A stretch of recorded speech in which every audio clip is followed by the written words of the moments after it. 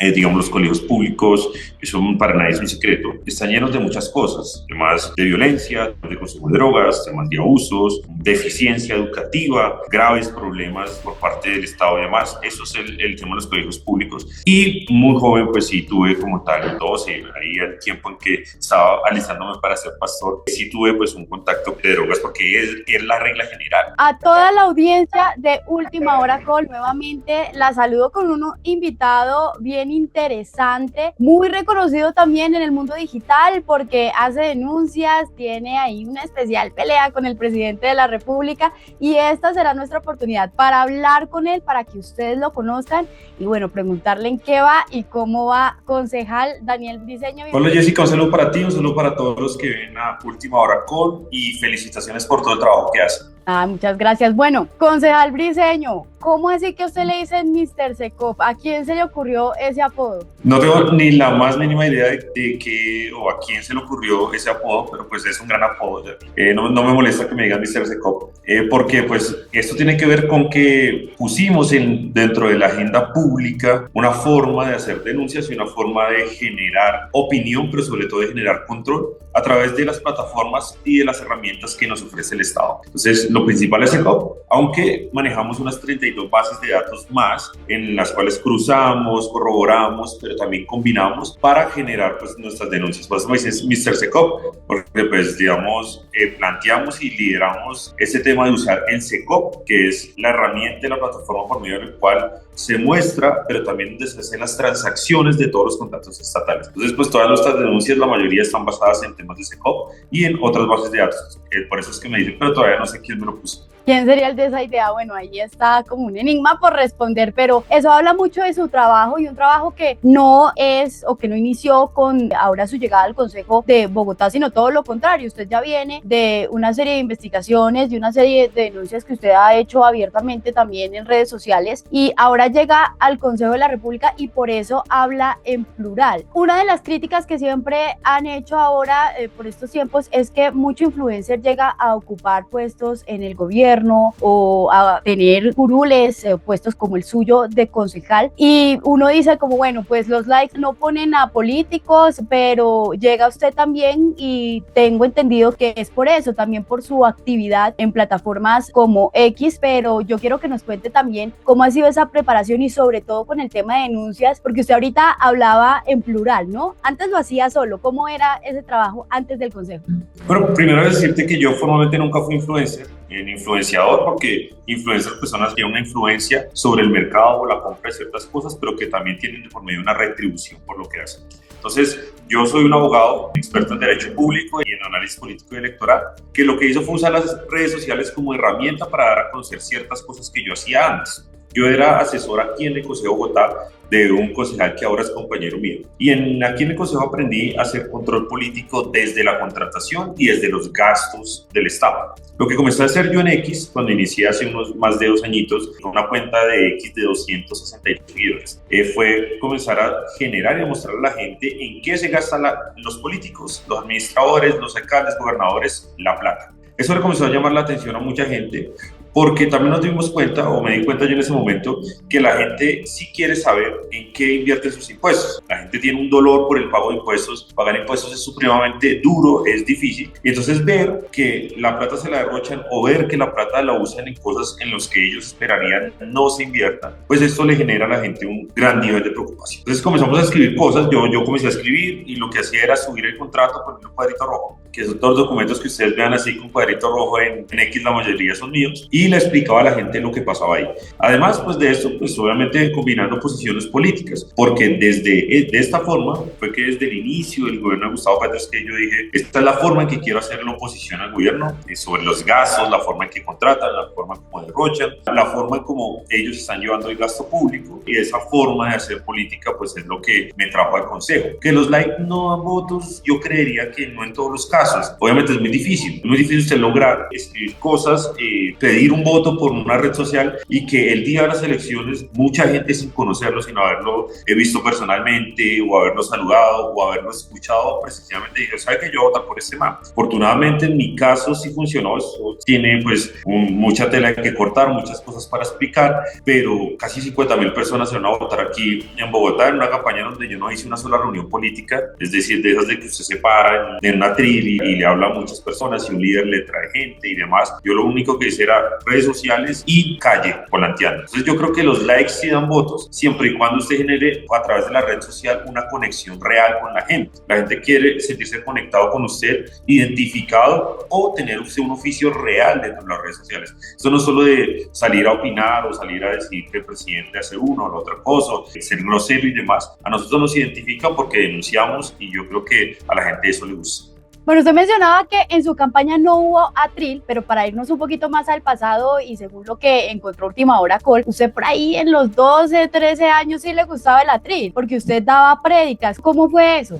Yo vengo de una familia que o son pastores o son comerciantes. Entonces yo crecí dentro de una iglesia cristiana. Yo vivía con mis abuelos, esto porque pues no me puedo mantener, no tenía papás, mis abuelos fueron los que me criaron, pero mi abuelo es un pastor y mi abuela era pastora, mi abuela ya que en paz descanse. Entonces yo crecí dentro de una iglesia, todas mis actividades eran las de una iglesia, todos mis amigos eran de la iglesia, yo vivía en una iglesia. Entonces pues ahí usted aprende música, tocar la guitarra, tocar el bajo, la batería, está todo el día en la iglesia. Las iglesias cristianas hacían un calendario de actividades semanales casi de todos los días, entonces todo en la iglesia, los sábados, los domingos, todos los días metido en eso. Segundo lugar, pues obviamente a medida que usted va estando ahí, usted también se va proyectando y pues a mí desde chiquito pues yo estuve metido en todo esto, yo estaba seguro que yo iba a ser pastor y nada, la vida pues nos fue mostrando cuál era el camino que realmente queremos tomar y pues no seguir por la senda de ser pastor porque pues para allá iba.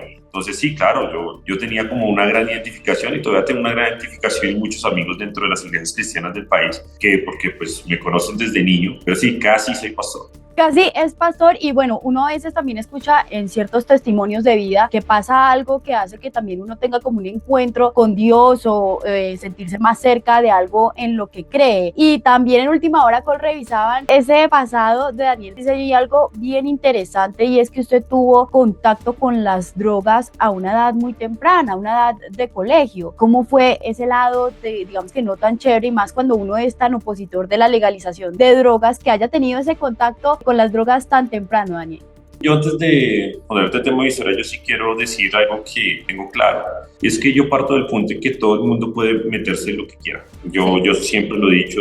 Sin embargo, yo considero que consumir drogas es un acto total de irresponsabilidad y que el consumo responsable no existe. Eso es una posición personal. Y que si usted quiere tomar decisiones irresponsables como meterse a algo, el Estado, es decir, los impuestos de la gente no deben paternar, es decir, no deben respaldar ese tipo de cosas. Si usted decide tomar decisiones responsables que es consumir, no entiendo por qué el Estado debe responder por sus decisiones irresponsables. Entonces, aquí hay una diatriba porque en la discusión de la legalización o no de las drogas siempre hay un factor transversal y es que papá Estado es el que responde por sus actos de irresponsabilidad. Yo no creo que eso deba ser así. Si usted decide consumir drogas, usted tiene que responsabilizarse en materia de salud, tiene que responsabilizarse con las consecuencias que usted ejerce, pero usted no puede ver al consumidor de drogas ahora como un problema para el Estado, porque en últimas el problema para el Estado es un problema para los colombianos a través de los impuestos. Entonces yo digo, métete lo que quieras, pero no nos responsabilices a los que no lo estamos haciendo con nuestra plata a que ese problema después lo sumamos. Esa es como mi tesis general, porque la discusión siempre ha estado basada en que el Estado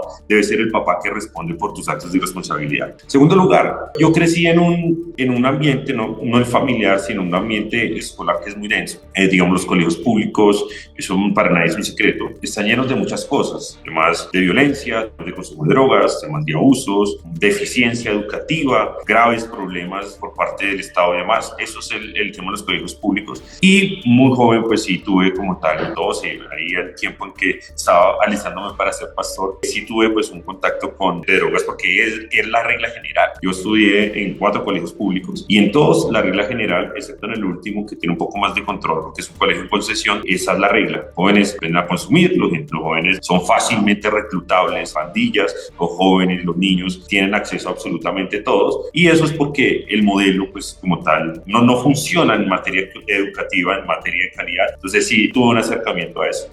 En entrevistas pasadas, Gonzalo, usted decía que ingresar a un colegio público era algo así como una condena. Y yo traigo ese comentario a propósito de lo que ha sido noticia por estos días, y es que el sector de la educación en Colombia tiene una crisis, y una crisis que la enfrenta el sector privado. Bogotá, en esta ciudad, pues se han cerrado varios colegios privados, uno de ellos muy reconocido, el San Fasón. ¿Y usted qué opina al respecto de esa situación de crisis que hay en el sector educativo y también en este sector acá en Bogotá? Yo sigo insistiendo en que hoy, lastimosamente, nadie va a un colegio público porque quiere. Todos los que fuimos a un colegio público es porque nos toca y porque no podemos pagar más. Y usted le puede preguntar a cualquier persona, inclusive a los directivos de los sindicatos que defienden a los colegios públicos, si sus hijos estudian en un colegio público. Es que tienen baja calidad educativa, tienen baja calidad de formación de los niños, pero hemos avanzado en cobertura en grandes colegios, pero ir allá adentro es lo mismo. No aprendes, no hay tema de bilingüismo, no hay temas de protección y atención a menores de verdad.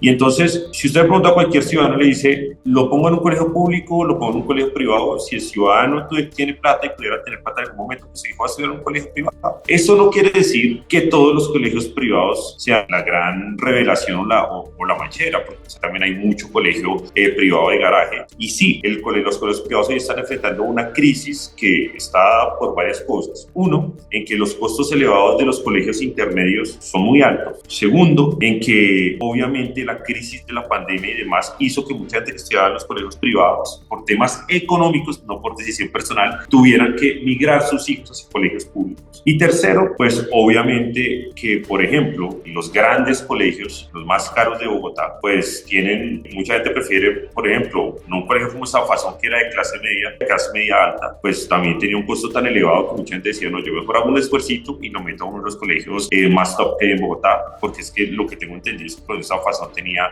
costos educativos muy altos. Y ahí hay un tema de discusiones de que, por ejemplo, los colegios que tenían un tema religioso, colegios de monjas como San Fasón y demás, pues comenzaron a tener una deficiencia y un atraso y un rezago educativo, sobre todo en lo que tiene que ver con las nuevas formas de educación, bilingüismo y demás. Tengo personas muy cercanas que estudiaron en ese colegio. Y este colegio y esta formación católica o de monjas también ha comenzado a tener un rezago y ha comenzado a quedar atrás. Vamos en una crisis y vamos a ver una crisis peor, Jessica, porque además, pues hay menos niños, va a haber menos niños de aquí para adelante. La natalidad en el país está bajando y la demanda hacia colegios privados y públicos pues va a seguirse reduciendo a medida que vaya pasando. Pero eso no quiere decir que ya escuché el argumento que porque algunos colegios privados están cerrando, entonces que los colegios públicos son buenos. Es que recuerda que los colegios públicos se mantienen y pueden funcionar porque pues tienen el presupuesto estatal. Aquí en Bogotá tienen millones de pesos para funcionar, pero eso no quiere decir que pues la calidad de los colegios públicos sea mucho mejor.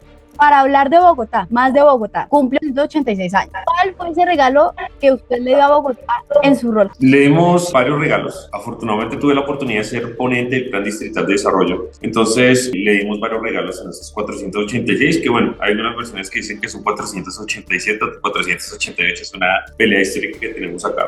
Pero le dimos tres regalos. Primero, una política pública por primera vez en la historia de austeridad, es decir, de control del gasto, que es un tema en el cual yo me enfoco mucho, el cual ha comenzado a reducir, por ejemplo, el porcentaje en contratistas de Bogotá, ahorrándonos ya en esos primer tiempo unos 400.000 millones de pesos en contratistas duplicados, gente que era corbata y demás. Segundo, le dimos por primera vez una política pública antitrámites en la ciudad, es decir, vamos a en estos años poder eliminar, racionalizar y quitar algunos costos y cobros que son barreras para el desarrollo y la libertad económica en la ciudad. Ya empezamos con uno y es el cobro de una vaina que se llama el concepto técnico de bomberos. Cada persona que tenía que iniciar un negocio cada cierto tiempo tenían que darle una plata a los bomberos de la ciudad para poder continuar con ese negocio o poderlo abrir. Ese cobro ya se eliminó totalmente aquí en Bogotá. Y tercero, un regalo que ha sido muy controvertido porque nos han dado mucho palo, pero que sabemos que le va a servir a esta ciudad, y es que logramos revivirla a lo norte. A lo norte que nos ha costado demandas de pérdida de investidura, que estén duro y demás, pero con eso estamos muy felices. A lo norte, la política pública de austeridad y la política pública antitrámites. Buenísimo, bueno, ahí está bien de regalo el concejal Briceño. Como el tema ahora entonces es Bogotá, ¿qué plan que hace recurrentemente?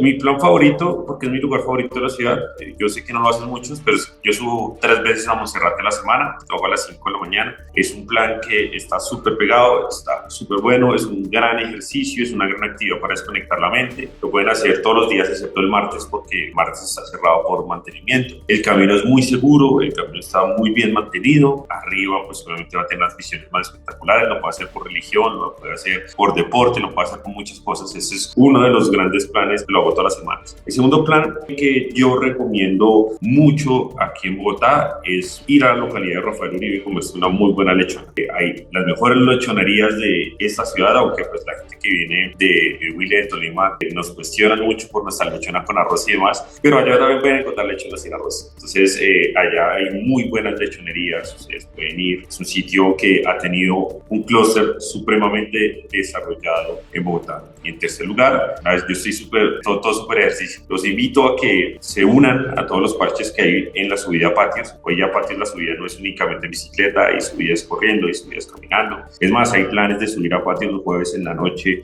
desde el Centro Comercial Andino hacia arriba. Entonces, a los que les gusta también hacer mucho ejercicio, la subida a patios, que son 6 kilómetros subiendo y 6 kilómetros bajando, pues les van a hacer mucho bien. ¿Qué tanto disfruta usted el frío? Es decir, cuando usted está en vacaciones, ¿qué prefiere, irse para la playa o quedarse acá en el frío, en los cerros? En realidad me gusta muchísimo el frío. Yo cuando estuve por el fin de semana en Cúcuta, en una ciudad muy linda, con gente muy linda, pero muy durísimo el calor. Cuando veo cualquier ciudad de calor, pues voy feliz y demás. Pero si me preguntaran, ojalá todas las ciudades pudieran tener el clima que tiene Bogotá. Yo sé que mucha gente lo odia, mucha gente dice que es bipolar, que es muy fuerte. A mí sí me gusta el frío de Bogotá. Yo disfruto mucho el clima de nuestra ciudad. ¿Qué tan familiar es Daniel Briceño? Era más familiar antes, digamos, por este tema de consejo, pues el tema familiar se va bajando y demás, pero sí, los tiempos que puedo tener, estoy disfrutando con mi familia. Ahorita no soy tan familiar por todo este tema del trabajo, pero pues sí trata uno de mantener el contacto y demás, pero antes era más familiar que cuando era concejal. Oiga, por supuesto, en este proceso de estar ahora en el consejo pasan muchas cosas con las que usted tiene que lidiar, y es que hacer cerca de 400 denuncias al gobierno nacional, pues obviamente exige que no a muchos les caiga bien. ¿Cómo hace Daniel Briceño para lidiar con el hate en redes sociales y de pronto con las amenazas? Lo primero es el hate en redes sociales, digamos, ya estamos acostumbrados. Creo que es algo con lo que al principio uno le da duro, ya, uy, el comentario. Yo tampoco soy de los que digo que no hay que leer, yo a veces miro, estoy revisando porque pues hay comentarios que te dan antes una oportunidad de contestar y de resaltar algo de tu trabajo o de poner algo que quizá no le hemos contado a la gente y demás. Yo sé que hay hate de personas reales, hay hate de bodegas, hay hate también de bots. Entonces, eso es una cuestión normal y al final yo siempre digo todo da tráfico, pero pues tienes que tener un cuero así de grande para que eso no te afecte, pero no, ya en este momento ya no nos afecta, pues ya después de tanto tiempo recibirlo. Y las amenazas las tomamos con toda seriedad y todo rigor, pero también tenemos que entender que no toda amenaza que viene de red social, aunque pues llegue, pues muchas veces es la finalidad de intimidar. A mí me amenazaron ya de muerte varias veces, afortunadamente, por ejemplo, la fiscalía dio con el paradero de uno de estas personas y desde eso pues, no he recibido tantas amenazas, como que ha bajado el tema, pero pues ahí las mantenemos. Igual yo tampoco soy de los que creo que hay que andar asustado o hay que andar preocupado por este tipo de cosas, porque pues ni siquiera camioneta tengo. Sí, para allá iba, porque pese a amenazas, pese al hate ahí que le lanzan por sus redes sociales, usted es uno de los concejales que decidió no aceptar el esquema de seguridad. ¿Se va a mantener en esa decisión en el tiempo que dure en el consejo? Claro, puede llegar a pasar algo muy grave y demás, pero en todo lo que podamos y esta es mi voluntad, siempre lo vamos a mantener por varias razones. La primera, yo creo que, y de esto hablan de gasto público, que los ciudadanos no pagan impuestos pensando en que le dan una camioneta a un político, y claro que hay personas que necesitan protección, pero te lo puedo jurar que no son los concejales de Bogotá. No son los concejales de Bogotá. Entonces, se invitaron un mecanismo en todo el país, que son los convenios entre las entidades y la ONP. Entonces, ¿cómo funciona eso? La entidad llama a la ONP y le dice, oiga, ¿cuánto me costaría las camionetas de 45 concejales? La ONP le dice, no, mira, te voy a costar tanto. Entonces, firman un convenio interadministrativo entre el Consejo, las entidades y la Unidad Nacional de Protección. Y una vez la ONP tiene la plata, ahí sí hace los estudios de riesgo. Es decir, una vez ya tiene el cash, pues dice, no, sí, pues todo el mundo tiene riesgo extraordinario, todo el mundo le dan camioneta. Lo que yo siempre estoy diciendo es, hey, ¿por qué no mandan a los concejales, congresistas, todo el mundo, a hacer la fila como la tiene que hacer un líder social? Un líder social tiene que ir a la ONP, hacer la fila para que le den un botón de pánico a un celular. Entonces, ahí sí le aplican el rigor del estudio de riesgo. Aquí no, porque es que aquí tú aseguras el extraordinario, el riesgo extraordinario lo aseguras con billete. Y segundo, porque además de la camioneta, que es sumamente costosa, haz de cuenta que una camioneta puede costar 30 millones de pesos al mes. Además de eso, a los concejales dan 2 policías que van detrás de ellos todo el día, que cuando van a almorzar, a hacer mercado, los policías ahí detrás. Y yo lo que digo, a mí esto me parece infame, que cuando la ciudad tiene un déficit de 2.000 policías, pues cada policía tenga 2 y el consejo tenga 90 policías dispuestos para ellos, cuando en los barrios la gente no, pues le hace falta la policía. Yo los míos, los que me iban a dar a mí, yo los entregué, dije, ojalá los envíen por barrio, ojalá los envíen para el cuadrante, porque allá es donde deben estar. Entonces, en eso me va a mantener, creo en eso, y pues además porque sí me gusta andar mucho en Uber y Transmilenio, sobre todo en eso. Y yo quiero preguntarle por cómo ve al gobierno de Petro. Nosotros conocemos pues su postura, usted ha sido abiertamente un crítico del gobierno, pero cuénteme aquí algo bueno que usted rescate del gobierno, de los ministros, algo que usted diga, bueno, lo está haciendo bien. Bueno, yo siempre lo he dicho, yo creo que el gobierno Petro representó como una oportunidad de que muchas poblaciones pudieran entrar al gobierno, poblaciones que históricamente no han entrado, y en eso ellos tienen razón. Yo creo que le dieron una oportunidad a mucha gente, pero lastimosamente en las grandes ideas hay malas ejecuciones. Puede ser que el gobierno le dio representación a mucha gente que no ha podido estar, le puso el ojo a muchas regiones que el gobierno no había podido poner, pero la idea es buena, el gobierno tiene a veces buenas ideas, muchas veces malas ideas, pero lastimosamente esa representación no se ve en términos reales. Por ejemplo, usted puso a la vicepresidenta Francia Márquez, que fue como el símbolo de la campaña, le entrega un ministerio de la igualdad que no funciona hoy, que no sirve y demás. Yo creo que es bueno la representación, yo creo que es bueno que en democracia todo el mundo pueda entrar al gobierno, pueda estar representado, pero ahora, si eso no se va a traducir en verdaderos resultados para las regiones y para esos lugares, pues es que mira, tenemos a la vicepresidenta Francia Márquez de Suárez Cauca en el poder, siendo ministra, y hoy ni siquiera la vicepresidenta puede entrar a Suárez Cauca. Entonces, eso es bueno que representen, pero lastimosamente la ejecución sí de muchas ideas y de esas mismas poblaciones no funciona ahora. Alguien muy cercano al gobierno Petro, el presidente, hizo parte de una denuncia que usted hizo, donde pues también de cierta manera le hace un llamado de atención muy importante al alcalde Carlos Fernando Galán, y es Carlos Ramón González, ¿no? Con una contratación. ¿Cómo es ese cuento? ¿Qué pasó ahí? ¿Por qué cree que Carlos Fernando decidió hacer esa contratación tan importante con una persona tan cuestionada del gobierno de Gustavo Petro? Mira, para que los que nos están viendo, Carlos Ramón González, exdirector nacional de inteligencia del presidente Petro, dueño del Partido Verde, prestamista de los políticos del Partido Verde, es el que decide todo dentro del Partido Verde, es el que decide los avales y demás, era como ese enlace entre Petro y el Partido Verde. Esta persona tiene 2 fundaciones que se dedican a la contratación de comedores comunitarios en Bogotá. Ellos ya tenían algunos contratos con Peñalosa, se les incrementó esa contratación con Claudia López de una forma súper elevada. Las 2 fundaciones en los consejos directivos está Carlos Ramón González, o la esposa de Carlos Ramón González, que es la señora Luzdana Leal, o la hermana de Carlos Ramón González. En una de esas fundaciones, el representante legal de esa fundación es el miembro o el director del Comité de Ética del Partido Verde que investiga a Carlos Ramón González y a los congresistas. Es más, dicen que ese señor es muy cercano a Carlos Ramón González. Y yo en enero, cuando llegué al consejo, yo le dije al alcalde, a Roberto, pilas con esto, porque a mí no me parece que una persona que le prestaba para del Partido Verde, que es dueño del Partido Verde, pues siguiera con toda esta contratación y que además se lo hubiesen aumentado de una forma tan astronómica durante el gobierno del Partido Verde que era de Claudia. Ellos me dijeron, sí, estamos muy preocupados, pero Daniel, mire,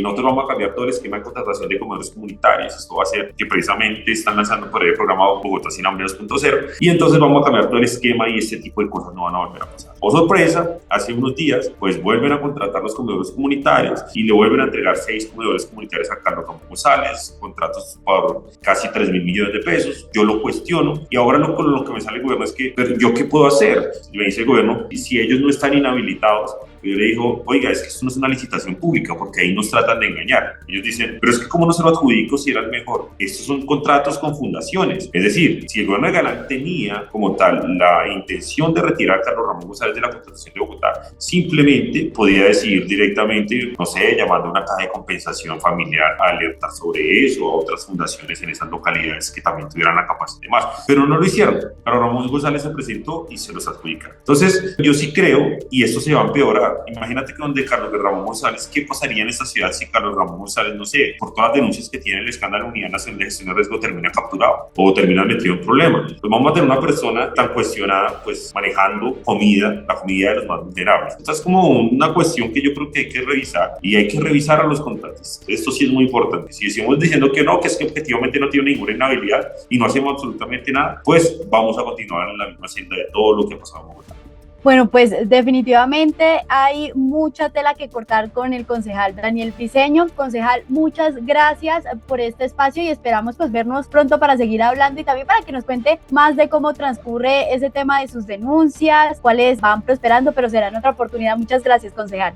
No, muchas gracias a ti, muchas gracias a todos los que ven Última Hora Call. Definitivamente sí están disparados ustedes en redes sociales, muy admirable lo que hacen. En serio, muchas gracias por escucharme y muchas gracias por darle voz también a todo nuestro proyecto.